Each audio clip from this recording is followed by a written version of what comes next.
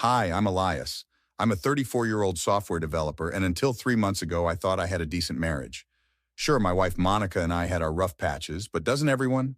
I worked long hours to support us while she pursued her passion projects, which mostly involved spending my money and meeting her friends for lunch. That Tuesday evening changed everything. I walked through the door at 7:30, exhausted from debugging code all day. The house smelled like nothing. No dinner cooking, no candles lit like there used to be in better times.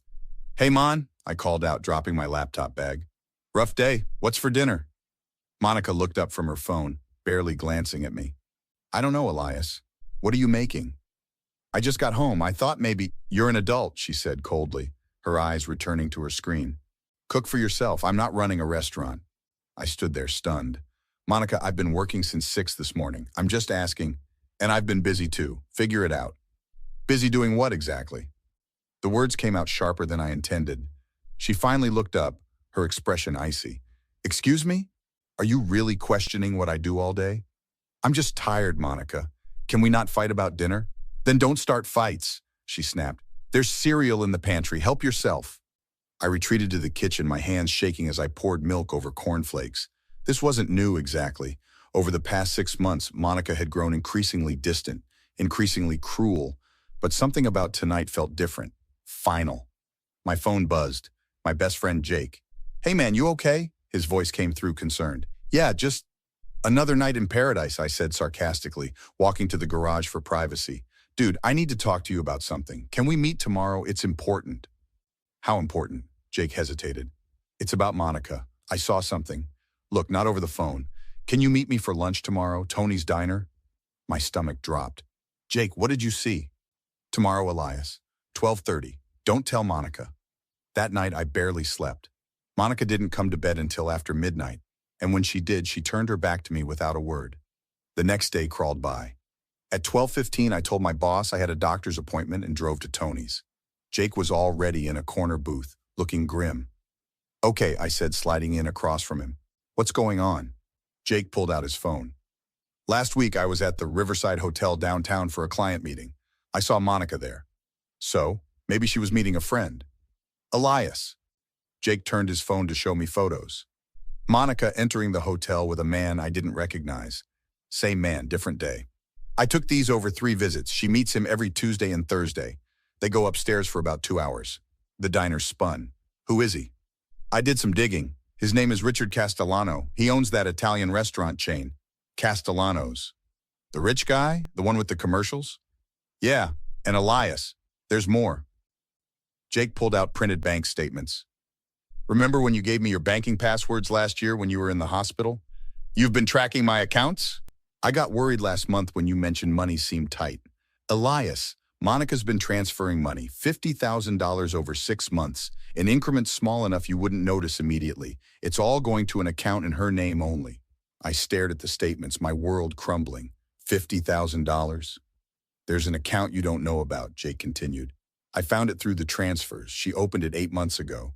I called my sister Rachel immediately. She answered on the second ring. Elias, you sound terrible.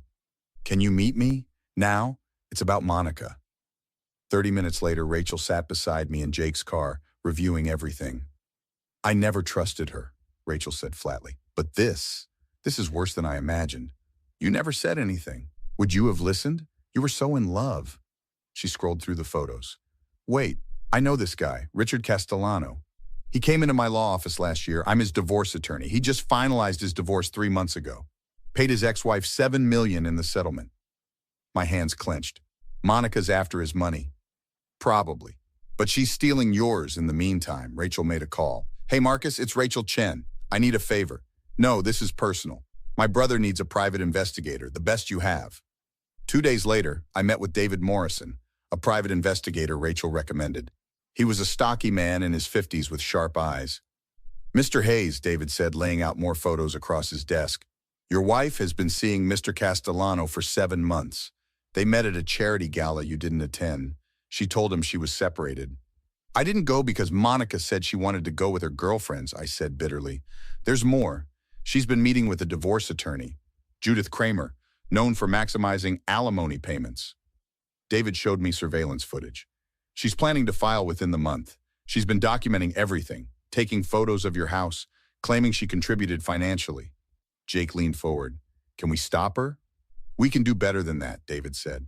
We can prove fraud, infidelity, and theft, but we need to catch her in the act. Set up cameras in your home, legal in your state with consent of one party, which is you. Do it, I said. That evening I went home and acted normal. Monica barely acknowledged me, eating dinner in front of the TV while I sat at the kitchen table alone. Monica, I said carefully, I was thinking we should maybe try counseling. We've been distant. She laughed without humor. Counseling, Elias, do you really think talking to some therapist will fix us? Don't you want to fix us? I think, she said slowly, some things are beyond fixing, but sure, if it makes you feel better, we can try counseling. The lie came easily to her. She had no intention of trying. My coworker and friend Patricia called that night while I was in the garage. Elias, I heard through the grapevine something's wrong. You okay?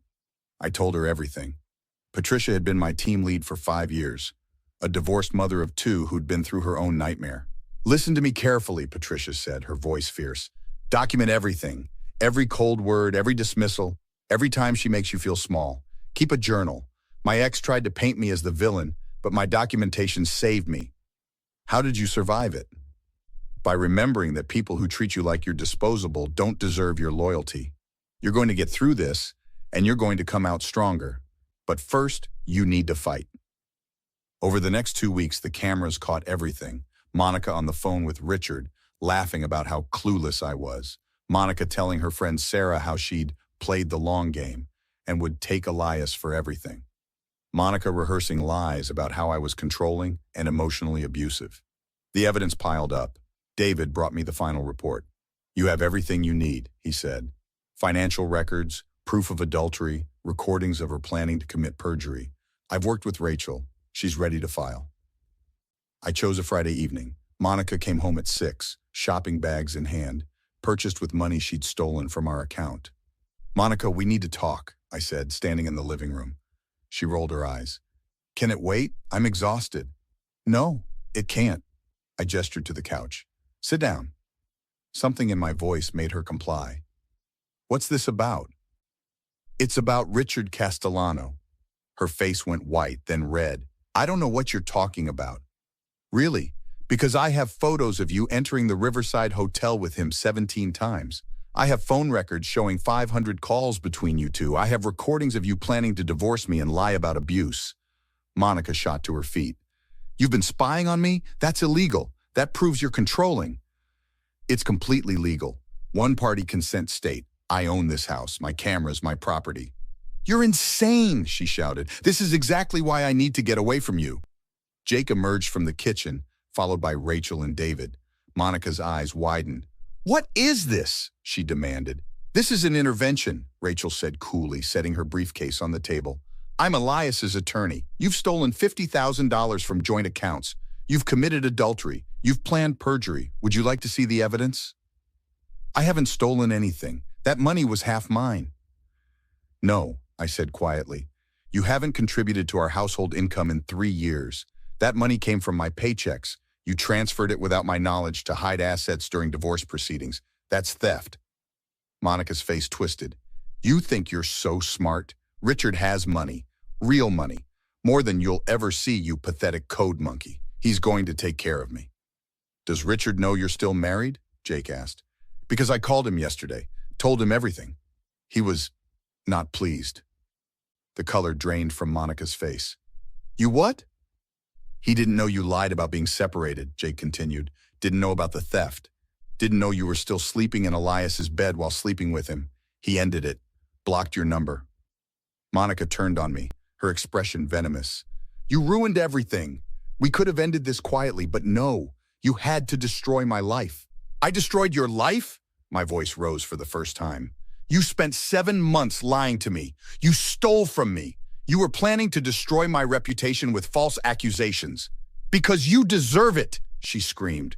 You're boring. You're predictable. You work your stupid job and come home and expect me to what? Play housewife? Cook your meals? You're an adult, Elias. You should have been able to take care of yourself.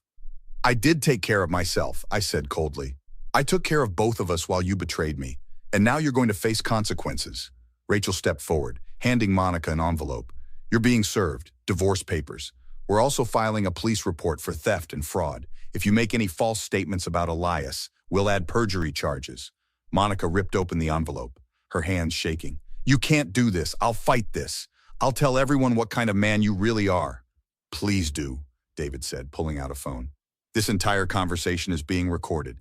Every threat you make digs your hole deeper. Monica looked around wildly, realizing she was trapped. Then her expression changed, calculating, manipulative. Elias, please, she said, her voice suddenly soft. Tears formed in her eyes. I made mistakes. I was confused, scared. We can work through this. Remember when we first met? How good we were together? Don't, I said flatly.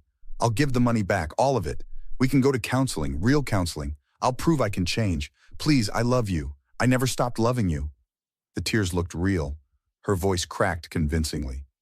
If I hadn't seen the footage of her practicing this exact speech with her friend, I might have wavered. You don't love me, I said. You love my bank account. You love having someone to use while you chase richer men. Your apology means nothing. How can you be so cruel, she sobbed, after everything we've been through? After everything you've put me through, I corrected. Your apologies are rejected. Your tears are manipulative. We're done, Monica. Sign the papers or we'll see you in court with all of this evidence. Monica's tears stopped instantly. Her face hardened into something ugly. Fine. You want to play hardball? I'll make sure you regret this. She grabbed a lamp and threw it at me. I ducked. It shattered against the wall. She lunged forward, nails aimed at my face. Jake and David restrained her. That's assault, Rachel said calmly, phone out recording. I'm calling the police. The police arrived within minutes. Officer Martinez listened to our statements while his partner, Officer Chen, reviewed the footage from my phone. Ma'am, Officer Martinez said to Monica, you're being arrested for assault and destruction of property. You have the right to remain silent. This is ridiculous, Monica shouted. He provoked me. This is entrapment. Multiple witnesses say otherwise, Officer Chen said. We also have video footage. You need to calm down. As they led Monica out in handcuffs, she turned back to me. I'll ruin you. You'll never be happy. I'll make sure everyone knows what you did. Empty threats from someone in handcuffs, Rachel murmured. The next weeks were surreal. Monica's lawyer tried to negotiate, but Rachel was relentless. With the evidence of theft, adultery, and assault, we had leverage. Jake came over one evening with pizza. Heard from Patricia today. She says you've been quiet at work. Processing everything, I guess. I took a slice. Hard to believe it's really over. Monica signed the papers today, Jake said. Her lawyer advised her to take the deal. She returns the $50,000, waives alimony, splits nothing. Clean break. And the assault charges? Pleaded guilty to avoid trial. She got a year of probation, community service, and an order to stay away from you. Violation means jail time. Rachel stopped by the next afternoon with the final papers. It's official. You're divorced. The financial transfers have been reversed. She's out of your life. Why did I not see it sooner, I asked. Because you're a good person who wanted to believe the best in someone you loved. That's not weakness, Elias. That's humanity. She's the one who failed. Patricia invited me to a team dinner that Friday. The whole department showed up. To Elias, Patricia raised her glass, for surviving and coming out stronger. Everyone cheered. I felt lighter than I had in months. My neighbor, Mrs. Chen, an elderly woman who'd watched everything unfold, stopped me the next morning while I was getting my mail. That girl never deserved you, she said firmly. You're a good boy. You work hard. You're respectful. You'll find better. Thank you, Mrs. Chen. My granddaughter is single, she added with a wink. Very pretty. Works at hospital. I laughed. I need some time first. Of course. But when you're ready, you let me know. 3 months later, I was having coffee with Jake when I mentioned seeing Monica's social media. She's posting about toxic men and narcissistic abuse, I said, painting herself as the victim. Let her, Jake said. Everyone who matters knows the truth. Her comments are full of people calling her out. Someone posted the court records. I don't want revenge anymore, I realized. I just want peace. That's growth, man. You got your justice. She faced consequences. Now you get to move on. Rachel joined us, sliding into the booth. Guess who tried to contact me about reconciliation? Monica? Sent me a long email about how she's changed and learned from her mistakes. Wants to apologize to you in person. I didn't hesitate. Tell her no. I don't need her apology. I don't need closure from her. I got everything I needed from the divorce decree and the restraining order. Already replied with exactly that, Rachel grinned. She's not happy. She never will be, I said. And that's not my problem anymore. Patricia texted later. Proud of you. Drinks next week? I looked around at the people who'd supported me. Jake, Rachel, David, Patricia, even Mrs. Chen. These were relationships built on loyalty and respect. Monica had taught me what I wouldn't tolerate. These people showed me what I deserved. My phone buzzed. A friend request from someone named Melissa Chen, Mrs. Chen's granddaughter, according to the profile. Maybe I wasn't quite ready for that yet, but someday I would be. For now, I had my peace, my justice, and my freedom. That was enough. What would you do if someone you trusted betrayed you like this? Have you ever had to stand up for yourself against manipulation? Share your stories in the comments below, and don't forget to like and subscribe for more true revenge stories.